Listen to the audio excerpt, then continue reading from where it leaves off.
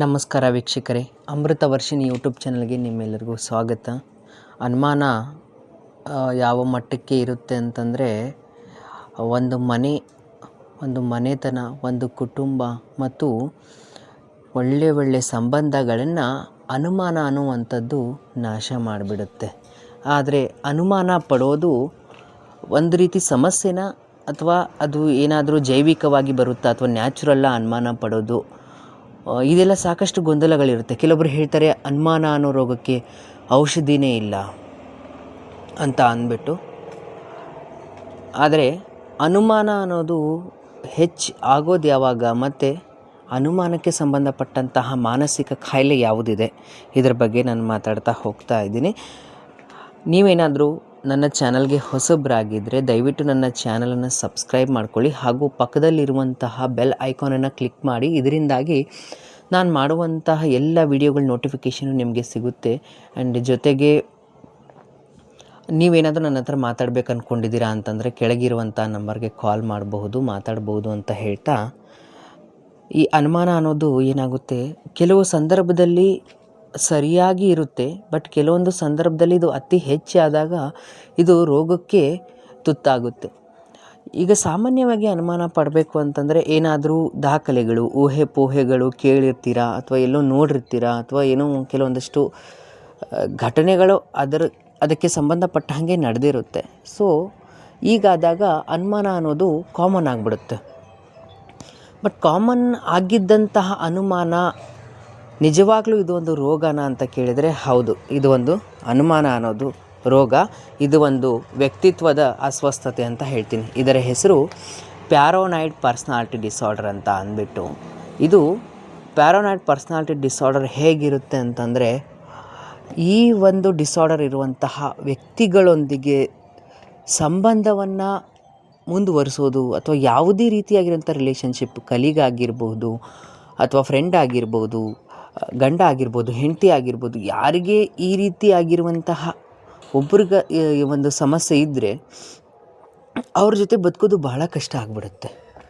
ಏನಿರುತ್ತೆ symptoms? Okay, ಮಾತಾಡ್ತಾ ಹೋಗೋಣ.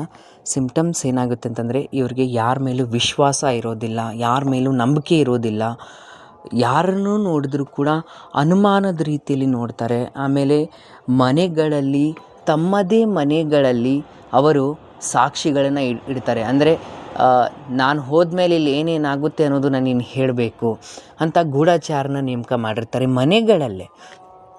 ಹೊರಗಡೆ ಹೋದಾಗ ಏನಾಗುತ್ತೆ, ಯಾರಾದರೂ ಒಬ್ಬರು ನಿಂತ್ಕೊಂಡು ಮಾತಾಡಿದ್ರೆ ಇವರು ನನ್ನ ಬಗ್ಗೆನೇ ಮಾತಾಡ್ತಾ ಇದ್ದಾರೆ, ನನ್ನೇನೋ ಮಾಡಬೇಕು ಅಂತ ಸ್ಕೆಚ್ ಹಾಕ್ತಾ ಇದ್ದಾರೆ, ಅಥವಾ ನನಗೇನೋ ಒಂದು ಹಾನಿ ಮಾಡ್ತಾರೆ ಇವರು ಅಂತ ಅಂದ್ಬಿಟ್ಟು ಅತಿಯಾಗಿ ನಂಬುವಂಥದ್ದು.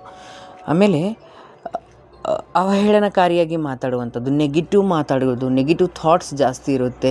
ಆಮೇಲೆ ನೆಗೆಟಿವ್ ಥಾಟ್ ರೇಸ್ ಅಂತ ಹೇಳ್ತೀವಿ ನಾವು. ನೆಗೆಟಿವ್ ಥಾಟ್ ರೇಸ್ ಅಂದರೆ ಎಷ್ಟರ ಮಟ್ಟಿಗೆ ನೆಗೆಟಿವ್ ಆಗಿ ಹೋಗ್ತಾ ಇರುತ್ತೆ ಅಂತಂದರೆ, ಇವ್ರ ಮೇಲೆ ಕಂಟ್ರೋಲ್ ಇರಲ್ಲ.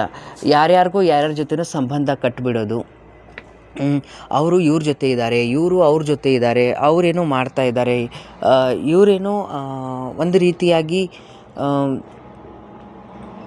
ಯಾರ ಜೊತೆನೋ ಅನೈತಿಕವಾಗಿದ್ದಾರೆ, ಇವ್ರು ಗಂಡಂಗೆ ಮೋಸ ಮಾಡ್ತಾಯಿದ್ದಾರೆ, ಅಥವಾ ಈ ಹೆಣ್ಮಗಳು ಗಂಡಂಗೆ ಮೋಸ ಮಾಡ್ತಿದ್ದಾಳೆ, ಅಥವಾ ಗಂಡ ಹೆಂಡತಿಗೆ ಮೋಸ ಮಾಡ್ತಿದ್ದಾನೆ. ಈ ರೀತಿ ಅವ್ರಿಗೆ ಒಳ್ಳೆ ವಿಚಾರಗಳೇ ಬರೋದಿಲ್ಲ.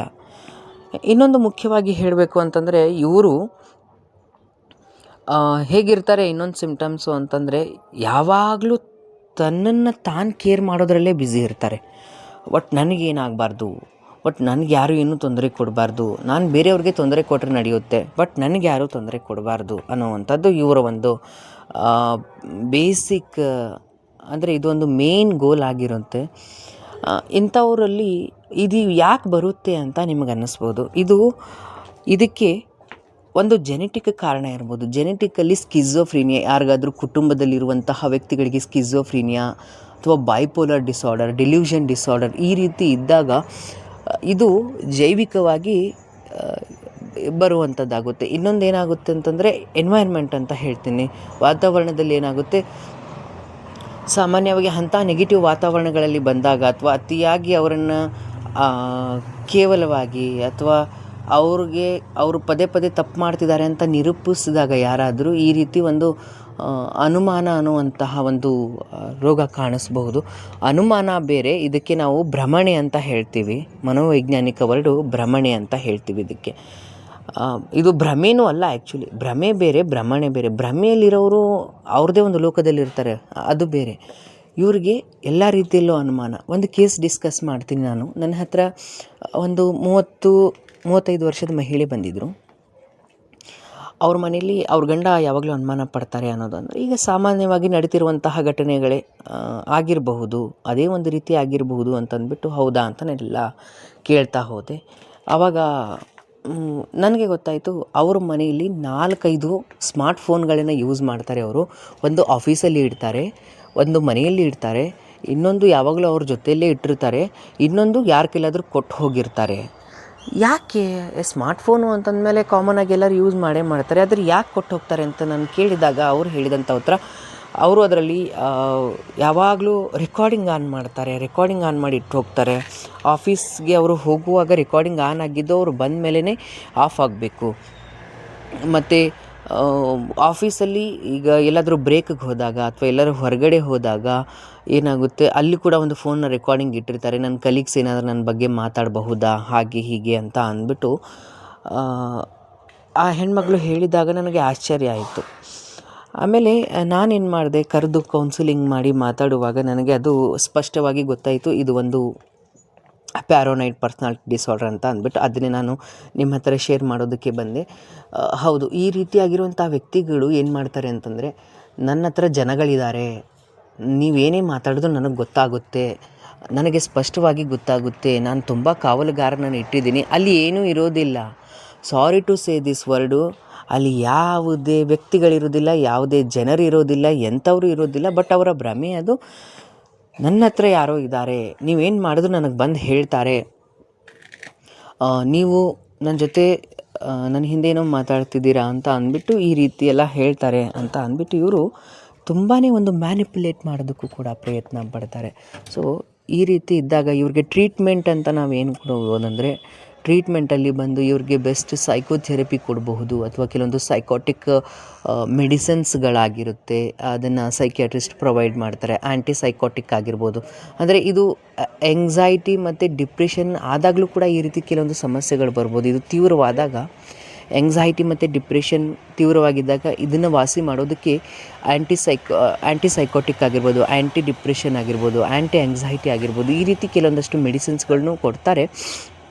ಆಮೇಲೆ ಜೊತೆಗೆ ಕೌನ್ಸಿಲಿಂಗ್ ಪ್ರಾಪರಾಗಿ ಇವ್ರಿಗೆ ಆಗಬೇಕಾಗುತ್ತೆ. ಸೊ ಈ ರೀತಿ ಇರುವಂತಹ ವ್ಯಕ್ತಿಗಳ ಜೊತೆ ಸ್ವಲ್ಪ ಬದುಕೋದು ಕಷ್ಟ. ಅದಕ್ಕೆ ಟ್ರೀಟ್ಮೆಂಟ್ ಇಲ್ಲ ಅಂತ ಏನಿಲ್ಲ, ಖಂಡಿತ ಟ್ರೀಟ್ಮೆಂಟ್ ಇದೆ.